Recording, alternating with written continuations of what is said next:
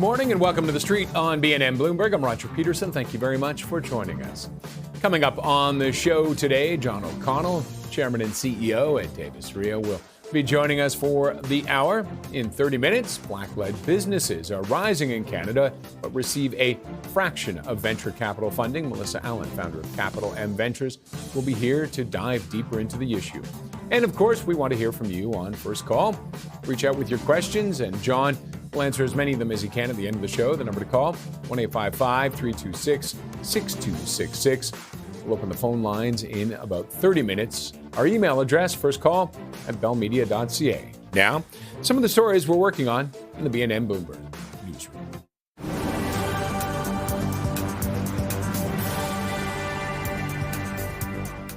Canadian Tire beat profit and revenue expectations in its most recent quarter.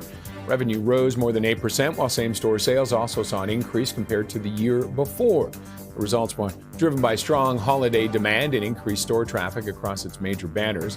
The results come on the heels of the retailer partnering with Microsoft to develop a custom retail intelligence platform.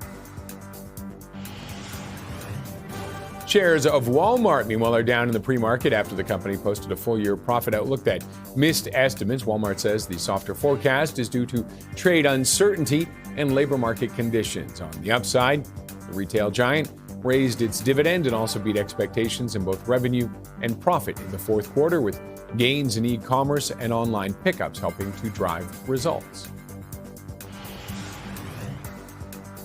Shares of DoorDash are rising in the pre-market after the company forecast a better-than-expected e-commerce order growth for the first quarter. The new outlook comes after a fourth quarter in which the food delivery company missed estimates in both revenue and profit. The company says that moving forward, it aims to integrate DoorDash, Deliveroo, and Wolt into what it calls a massive and expensive undertaking. And now to our top-line story. Canadian Tire has released its fourth quarter earnings, beating estimates. The company's president and CEO, Greg Hicks, attributing that to the, quote, resilience of Canadian consumers in a year of economic uncertainty. Meanwhile, Walmart issued a forecast for full-year earnings that missed higher expectations, flagging the unpredictable state of trade and labor market conditions. To take a closer look at the retail landscape, let's bring in our guest for the hour, John O'Connell, Chairman and CEO at Davis Rio. And John, thanks very much for joining us. Pleasure to be here, Roger. Thanks for having me. Looking at those numbers, the Canadian Tire, they said they had a better than expected holiday in recent memory. I mean, is that a good sign? Is that part of the whole trade war we see going on? What led that, do you think?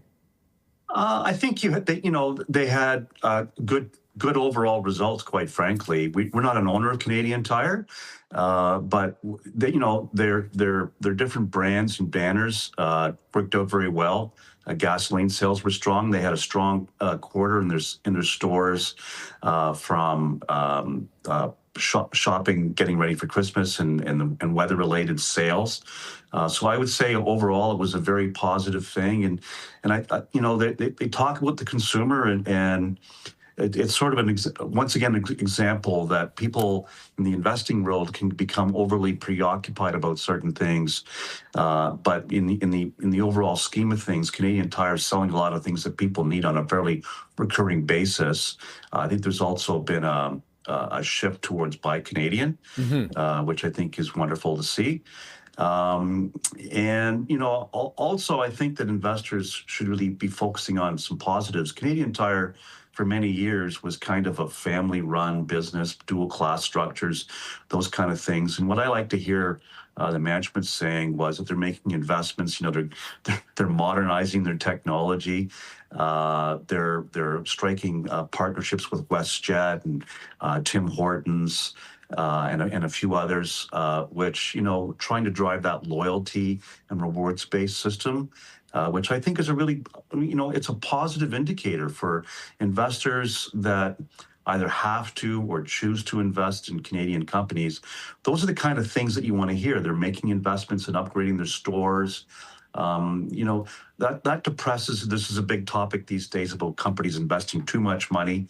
But really, investors have to think about it in the context of what you're really looking for in a business is are they investing into their structures and their enterprise, their clients, their whole system for communicating with customers? Are they investing money to stay competitive and relevant? And I think, reading what the CEO said this morning, I would take that as a very big positive. I won't talk to the valuation and the alternative investments that are out there, which, we own Amazon, for example. But I think it was a very positive outcome.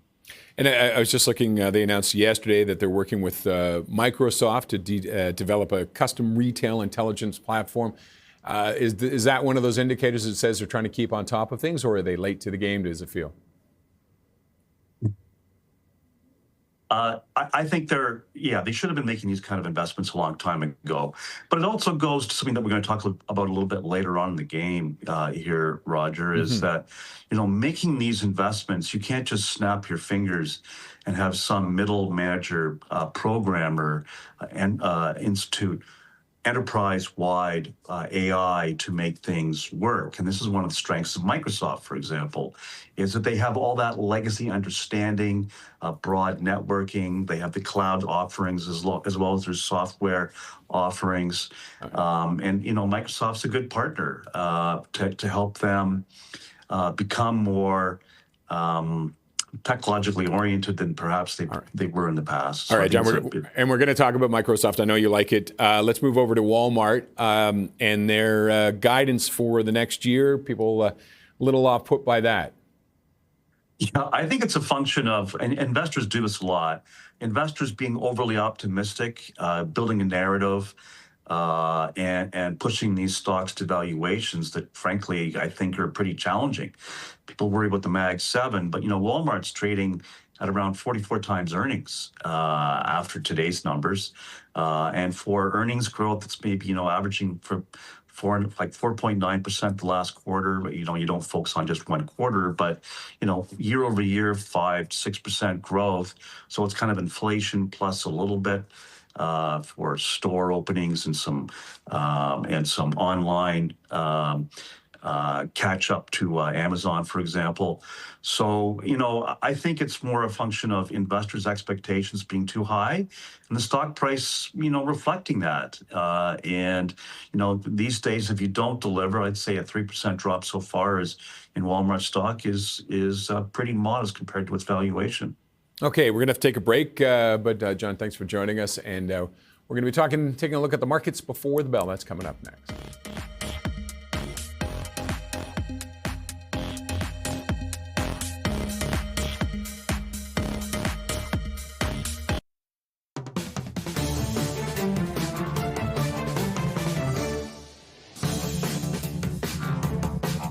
See how things are shaping up on the markets. We'll start with U.S. futures. The rebound in tech and growth stocks continues, but you can see everybody's a little cautious today. It was up early, but now down.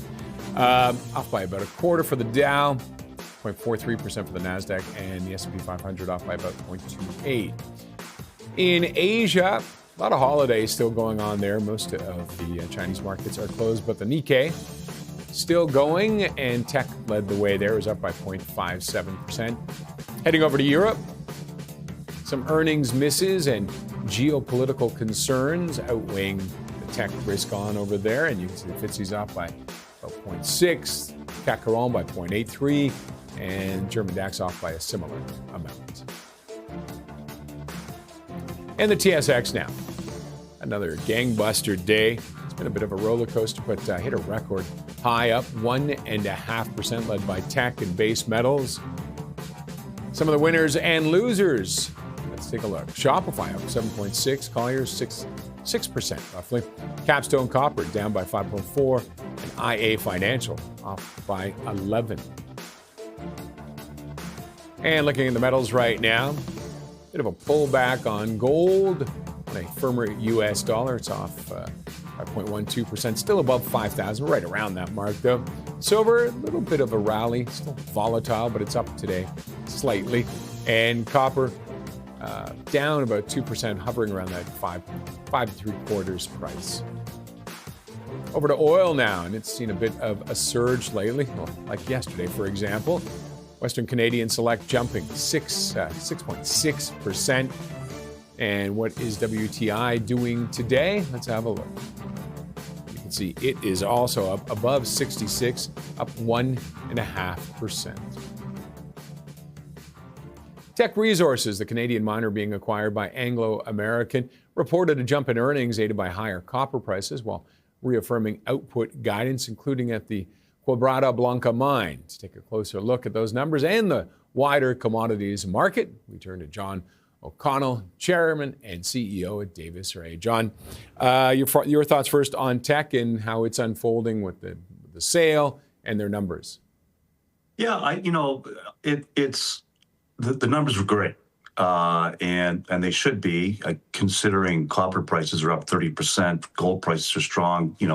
Gold's a byproduct, which is one of the things that also really helped at the margin for Teck, and so it's a wonderful result for them, and quite frankly, if they didn't deliver, you'd see a problem. It's interesting about the sale process. We're talking about, the whole world's talking about having access to strategic resources and things. And here, once again, Canada's selling a major asset, and there's promises been made about keeping head offices here and all that kind of stuff. But the bottom line is that those are promises, and there's periods of time and that pass, and then these things kind of disappear. So I think personally, back when I got in the business 40 years ago, there was Cominco and Teck and Hemlo Gold Mines and McMillan Bloedel and all these kind of companies, and we're sort of slowly losing our capital markets, which I think is a shame. Is there a way to bring it back, do you think, or is that horse left? I don't know. The current government is talking a big game about improving productivity and improving investment. In the old days, there were tax incentives to invest in this country. You're seeing these acquisitions take place, but really, it's not to expand in new projects. It's to buy existing production. To be able to arbitrage strong pricing right now. To bring a new mine into place is exceptionally expensive these days, probably $500 million of upfront capital before you see a nickel come back out of the ground. So it's a very capital intensive business. And, I'm not all that certain that you're going to be able to, along with the regulatory burden in Canada, to really build major world-class mines. It's not easy to do. And, as a warning to investors, one, commodities are called commodities because their prices tend to be set in the world market, and companies like Teck are not price setters, they're price takers. So their profits are dictated by whatever's going on in the world, whether that's fundamentally demand-driven or speculatively driven, which I think there's a big part of that right now, along with tariffs. But the other thing you have to be worried about, Teck, for example, is a perfect example. Copper mining is a difficult business. It's a dirty business, and you can have ecological accidents. And so that's a huge risk. It's also why permitting is so difficult in countries like Canada. And secondly, the higher these commodity prices go, these governments tend to want to renegotiate their contracts with these governments. We saw this with First Quantum in their copper projects. Companies saying the deal we struck with you isn't good enough. So I think investors, when you're paying peak prices, and there hasn't been structurally this massive change in the demand for copper. There is some increase in the demand for copper because of AI data centers and all that kind of stuff, sure. But at the margin, it's pretty marginal. And how long is that going to persist for? Will tariffs be a boost to the copper prices for long? And the speculative activity in copper, will that be persistent? Will gold prices continue to hover around $5,000 an ounce, which is well above the marginal cost to produce an ounce of copper? So I think these are things that investors should be really cautious about, particularly as the higher prices go, not just in the commodity, but also in the stock prices. I think tech's up 30 or 40%, which is kind of what copper prices are up. So, I mean, if you want to speculate on copper prices, maybe it's just buy copper versus the actual underlying company. Are you anywhere in the commodities market? No, not at all. I've been in this business for 40 years, and I've seen cycles, and I just said it's just too hard, and it's highly cyclical. We tend to look for long-term growing businesses. And just staying away from the commodities. With copper, though, is there any copper left in Canada? I mean, do we have potentials that if prices get to a point or demand gets to a point, we might see them coming back? Sure. I think Canada's a highly resource-rich country, and there's the politicians are talking about the Ring of Fire and development, but it's just so expensive. The costs here are so high.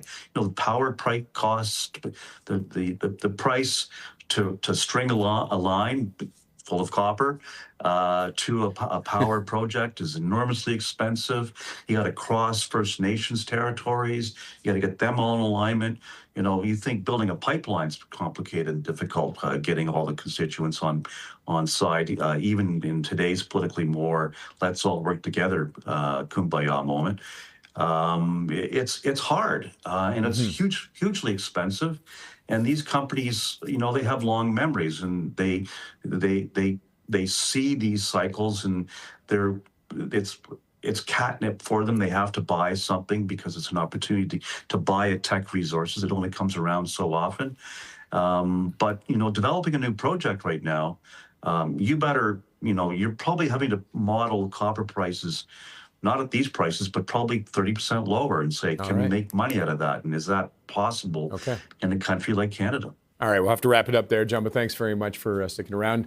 John O'Connell is Chairman and CEO at Davis Ray, and we're going to see what's on his radar, Microsoft being one of those. And I'll tell you why after the break.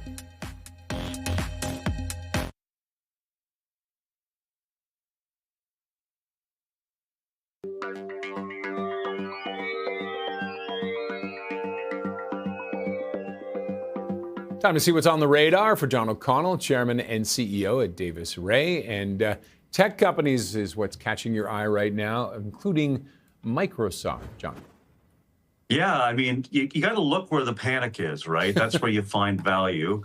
And recently, everybody's come to the conclusion that AI is going to destroy everything. And Microsoft's in the crosshairs of this, which I find amusing. People are worried about people aren't going to be using Outlook and Word and Excel and all that kind of stuff. And, we talked about a little bit earlier on about Canadian Tire. People have to realize that, yes, AI is an incredibly powerful thing, and Microsoft, Amazon, and Google are the major enablers of all that AI to actually come to fruition. So that's the first major strength of Microsoft. The second one is, like Canadian Tire, they're investing tens of billions of dollars into infrastructure to make sure that their business stays competitive, and they continue to build a massive moat around their business. In the most recent quarter, analysts, just like with Walmart, were overly optimistic. They wanted their Azure cloud business to grow at 38 to 40%. They grew at 38%, which was spot on what the analyst had estimated, but they wanted 40%. And the company said, look, we could have grown at 40% if we rented out all of our server equipment to OpenAI and people that want to rent our servers, but we need them for our own practical purposes and for our own development purposes as well. And that's kind of what you want to hear from companies, that they're making the investments to make sure that they're staying relevant and competitive in their business. It's very difficult for a large bank, or BNN for that matter, to just switch all of their legacy providers with all that legacy information and connectivity of all the applications within Microsoft to some program inside your company that's going to create some CRM system or something, or some new Teams or some new Zooms application. So I think it's very difficult.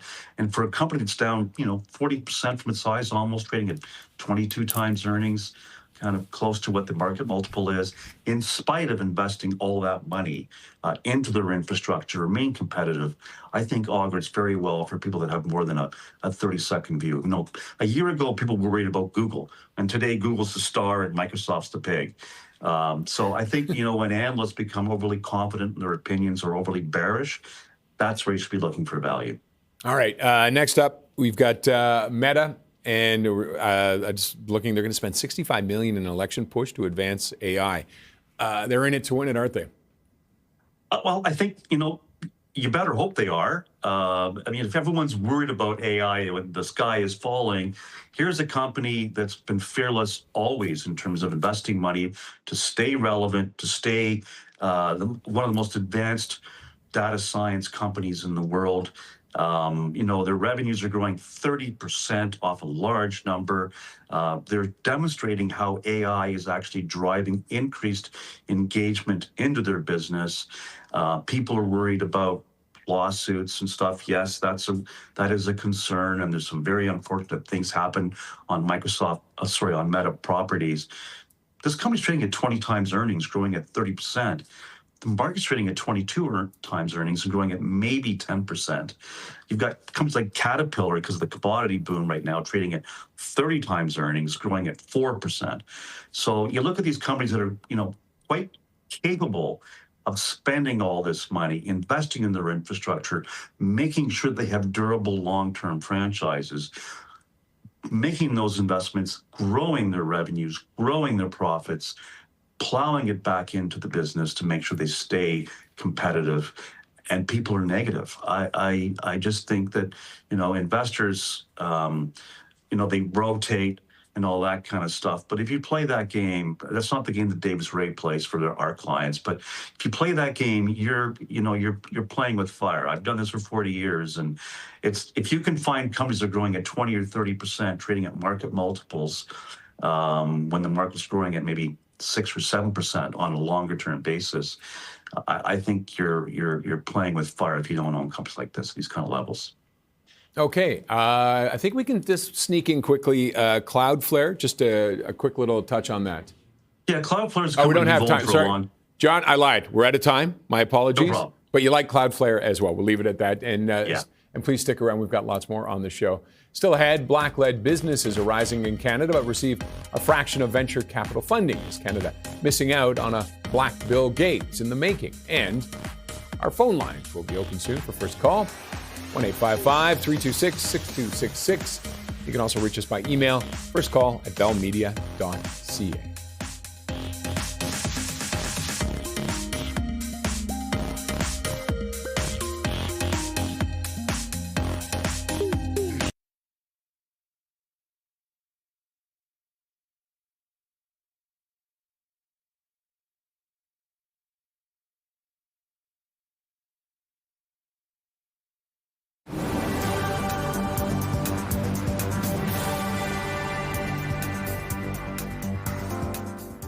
Canadian Tire beat profit and revenue expectations in its most recent quarter. Revenue rose more than 8%, while same-store sales also saw an increase compared to the year before. The results were driven by strong holiday demand and increased store traffic across its major banners. The results come on the heels of the retailer partnering with Microsoft to develop a customer retail intelligence platform. Shares of Walmart are down in the pre-market after the company posted a full-year profit outlook that missed estimates. Walmart says the softer forecast is due to trade uncertainty and labor market conditions. On the upside, the retail giant raised its dividend and also beat expectations in both revenue and profit in the fourth quarter, with gains in e-commerce and online pickups helping to drive results. Shares of DoorDash are surging in the pre-market after the company forecast better than expected e-commerce order growth for the first quarter. The new outlook comes after a fourth quarter in which the company, the food delivery company, missed estimates in both revenue and profit. The company says that moving forward, it aims to integrate DoorDash, Deliveroo, and Wolt into what it calls a massive and expensive undertaking. And a quick look at the markets. They are off today after that rally yesterday. You can see The Dow off by about 0.4, the NASDAQ by 0.55, and the S&P 500 also off by about 0.4. Black entrepreneurs are among the fastest growing business owners in Canada, but they receive less than 1% of all venture capital funding. Recent studies suggest that the funding has fallen even further. Here to give her keen insight on the issue is Melissa Allen, founding partner of Capital M Ventures. Melissa, thank you very much for joining us. That's a disturbing number.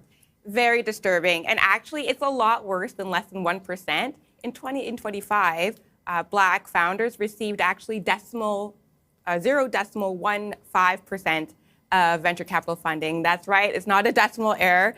0.15%. That's a rounding error. Literally a rounding error, and that's a rounding error, and that's actually down from 0.40% in 2024, and it's the lowest it's been actually in the past 5 years. We saw a high in 2023 of Black founders capturing about 2.27% of all venture capital, and that number has just plummeted with the rollback of DEI. Is that the sole reason for it? Is that rollback? I would say that's not the sole reason. I mean, entrepreneurs across the country are experiencing, tighter economic restraints given the economic climate, the socio-political climate, and uncertainty. So that has definitely exacerbated the issue for sure. Now, with those companies and the funding they received, say in 2023, where you said it was about 2.27%, which is kind of in line with the close to the population, exactly, which is ideal. How did they do, those companies? Did they see success comparable to every other venture capital funder or a group that was funded? Absolutely. I mean, so for example, in 2023, I think it was a very frothy market, you could say. A lot of companies were getting funded. We were still having low interest rates. It was right before, I would say, the economic pullback. And there was a lot of liquidity in the market that contributed really to investing in these founders. And as you were saying, companies were performing extremely well. Everybody was enthusiastic, and the funding was in line with that. And companies still continue to perform quite well. And I would say, even given the economic uncertainty that we're experiencing today, it's just that the funding now is just out of alignment with the performance that we're seeing from these excellent companies. So these companies are working, and so you said the DEI is helping, but are not is hurting the lack of it. What other issues do you see? Well, I know we're in a bit of a tight budget. We're in a bit of a tight financial times, but what else? Absolutely. So I see, for example, the wider tech ecosystem, as we call, the tech industry in Canada and beyond.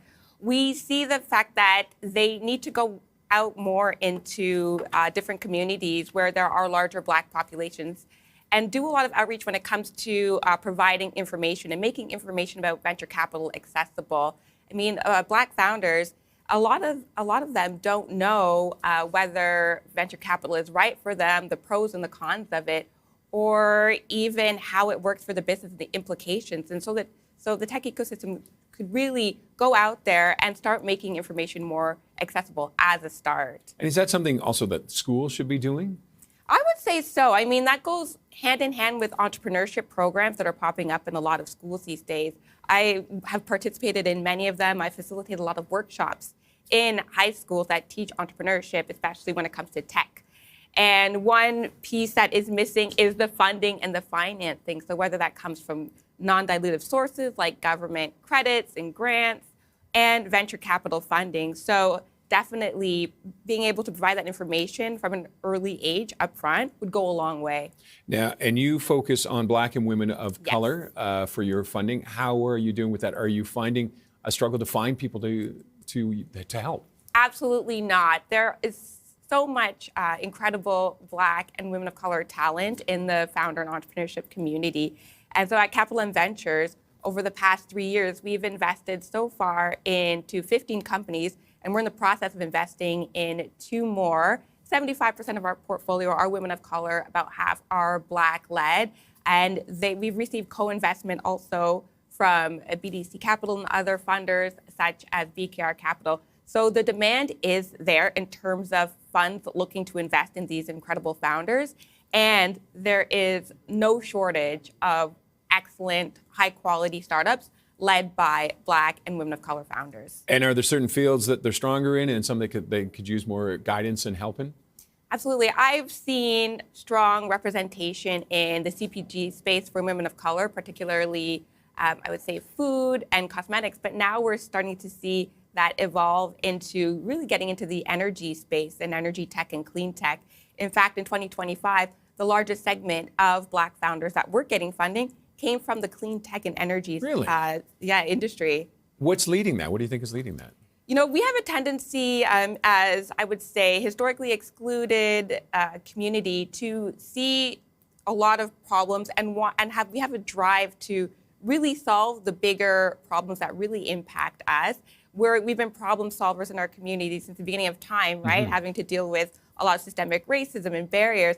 So we often see the bigger pictures and have this propensity to want to help contribute to society as a whole. And so I think that's a big driver of it, this vision just to solve these huge problems that we know will impact us and the quality of our lives. And where are some of the fields where you're finding it? It's coming up sharp. You're not seeing it. The representation is even worse.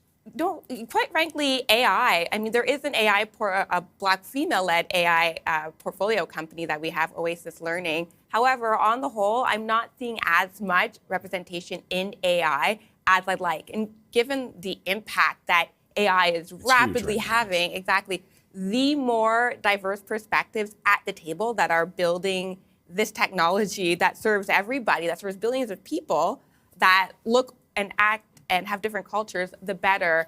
And so I would love to see a drive towards more AI literacy and education and really encouraging startups in this space. We have the tools now to make incredible companies. We need to go out there and do that. And what would you tell another VC? What would you tell them when they're considering this? I would tell them that there's a multi-billion-dollar, if not trillion-dollar market of untapped potential in this community, in this population.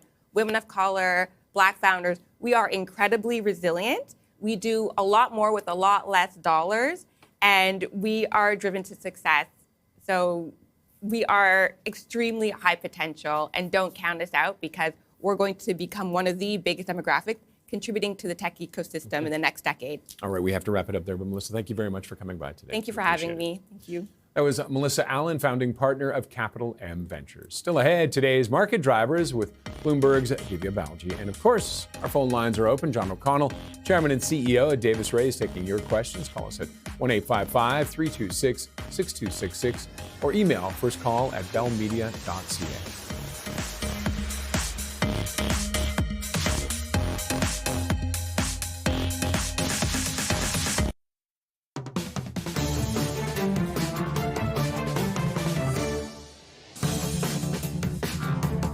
All right, let's take a look at some of the early market movers. We're joined now by Bloomberg's managing editor of breaking news in the Americas, Divya Balji. Divya, thanks as always for joining us. Nothing runs like a deer, and deer was running this quarter, it looks like.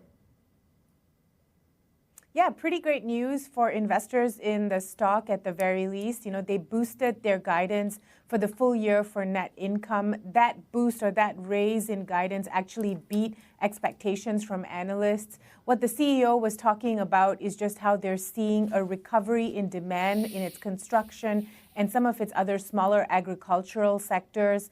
They also talked about how they basically see this now as the bottom of the weak cycle that they've been in, and they do expect to see accelerated growth going forward.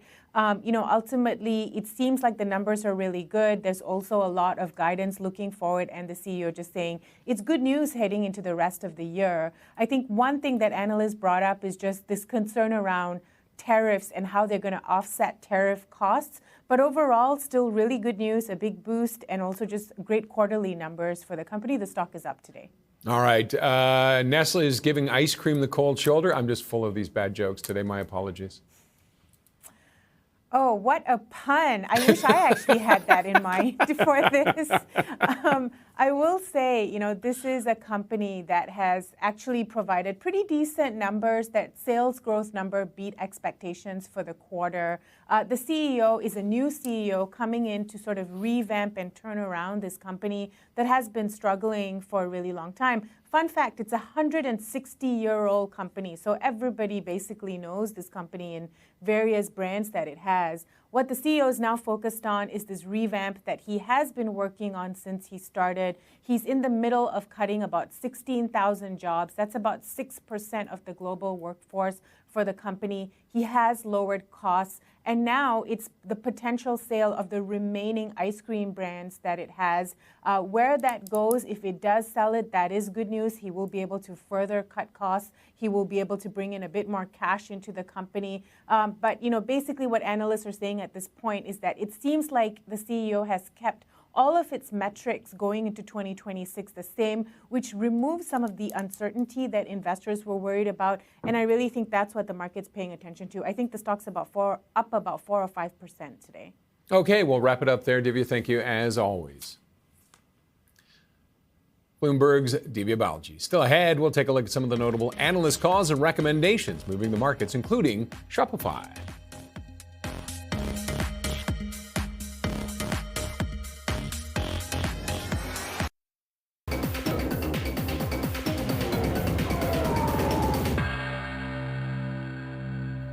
Let's take a look at some of the notable analyst calls and recommendations we have going right now. Shopify has gotten another upgrade, this time to buy from neutral at Phillips Securities in the wake of Shopify's results.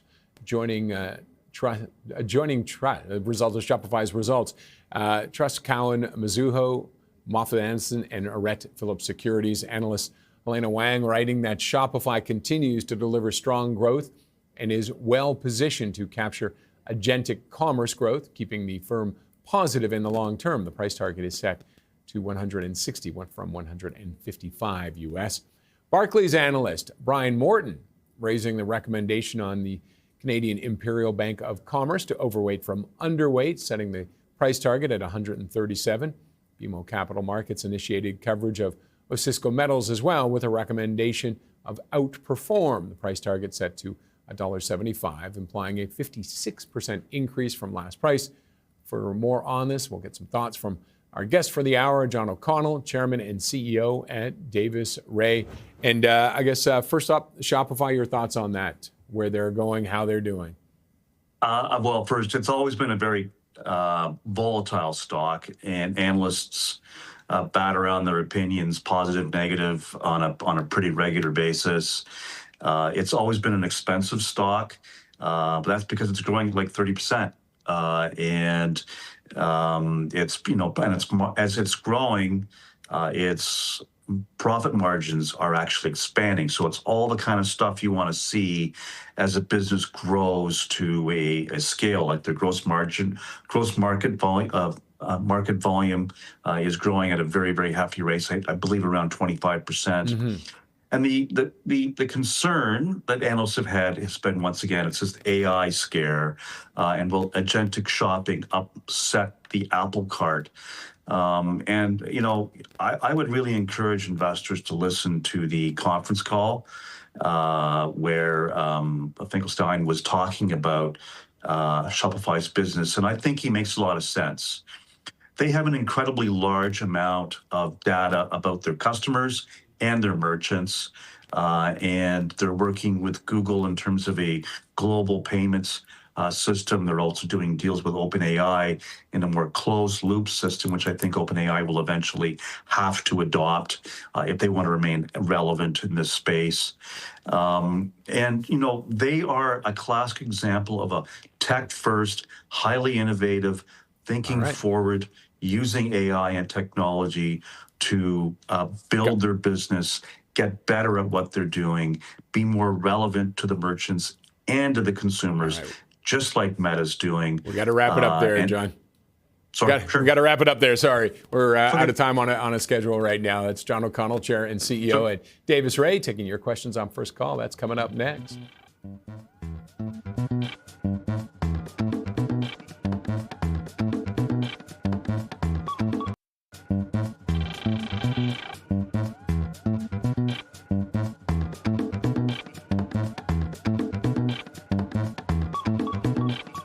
All right, time for First Call, first email, and that belongs to Sarah.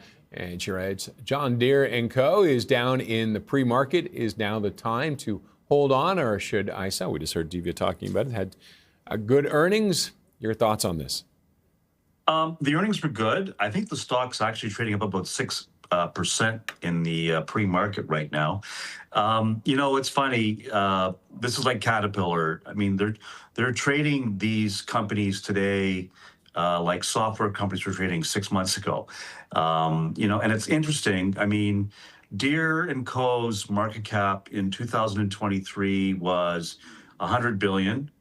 Today it's 160 billion, probably up 6% as of today. And yet its profits are down, its revenues are down by 34%. It's trading at around 35 times earnings. So once again, people are jazzed up about construction and data centers and all that kind of stuff. It's going to the moon. But if you bought Deere & Co. today and assumed it had no debt, which it does, you would pay $160 billion for it, and you would be making around $5 billion. So you'd be making about 2.5% on your investment. So for a highly cyclical business that is very capital intensive always, they generated about $9 billion in cash flow from operations last year. They had to invest $4.5 billion to stay in the business. So about $4 billion or so left over after all said and done for shareholders to do whatever they want to do with it. This is a very expensive company, and all these companies, people are rotating into the getting away from AI and worrying about it. But I think I would be just as concerned about the valuations that people are paying for companies that make very, very heavy commoditized based stuff, trading at big valuations. And speaking of those big things, this email from Natalie. Good morning, John. Could I please get your thoughts on Airbus? Very big things. We don't own Airbus, but the airline market is a very interesting market. There's about 25,000 commercial jets flying around the world. There is a shortage of them. Of course, I guess AI could make us be able to teleport to new places like Star Trek used to do, but so far it hasn't been worked out this week.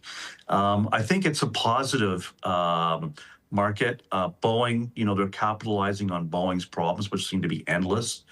And the aerospace market is a very positive longer-term demographic. A lot of those planes are old, so there's a good order backlog. Airbus has been a leader, I think, in terms of quality and innovation compared to Boeing, which was more concerned about short-term shareholder results. And so, I think it's a positive business. It's not cheap.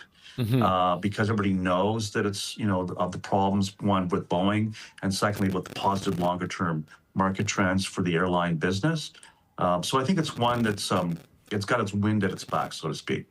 I'm just saying, this just came out this morning. Airbus shares are down 6.5%. The European plane maker forecast commercial aircraft deliveries for 2026 of about 870 planes, lower than previous estimates. So their forward is off a little bit on how many they're going to build this year, deliveries. Any concerns with that? No, this is emblematic of a market that shoot first, ask questions later, and very focused on the what's right in front of investors' faces.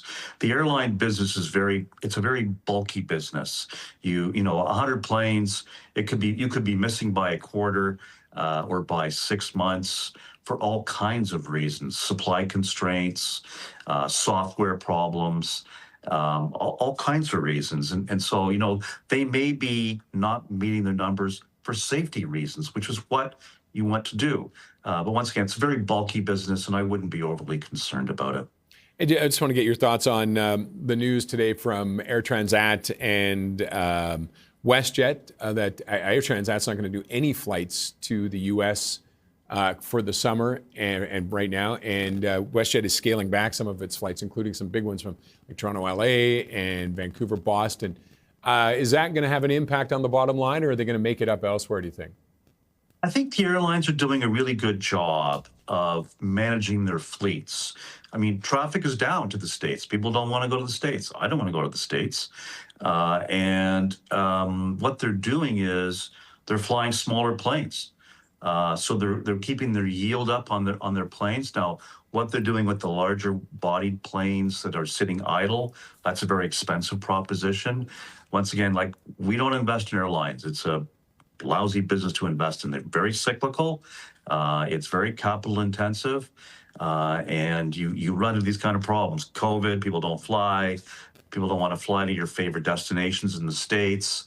The aging population, people aren't traveling down south as much because if they're getting older, insurance costs are getting higher. The costs of living down in the States are more expensive.